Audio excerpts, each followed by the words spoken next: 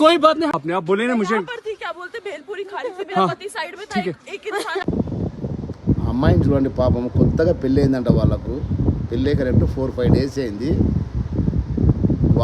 వాళ్ళతో పాటు 25-26 మంది మన భారతీయులు, అది హిందువులు చనిపోతే పట్టించుకోరు. కానీ ఒకడెవడో వాడు గుర్రాలు మేపేటోడు, వాడు కాపాడడానికి వచ్చిండా, వాడిని పొట్టకూడిపోతుందని చెప్పి అడ్డం పడిన వాళ్ళు కాల్చిందా తెలియదు. అది పట్టుకొని హమారా ముస్లిం బి మరగయా. ఒరే వాడి జీవనోపాధి కోసం వచ్చిండ్రా, వీళ్ళని కాపాడడానికి కాదు. రేపు గడ్డి తింటారు, శ్రీనగర్ కాశ్మీర్లో గడ్డి తింటారు.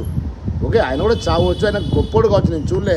కానీ మా వాళ్ళు రా, మా ఇండియన్స్ రా, మా భారతీయులు, మా హిందువులు రా, ఎంత దుర్మార్గం. అసలు ఎప్పుడు యుద్ధం జరుగుతుందా, ఎప్పుడు పాకిస్తాన్ నాశనం అవుతుందా, ఎప్పుడు పీఓకే మా హస్తగతం అవుతుందా, మా భారతదేశానికి వస్తుంది కోరుకుంటున్నాం రా. మేము వల్ల చెప్తే మేము కూడా రెడీ ఉన్నాం రా సావడానికి మా భారతదేశం కోసం.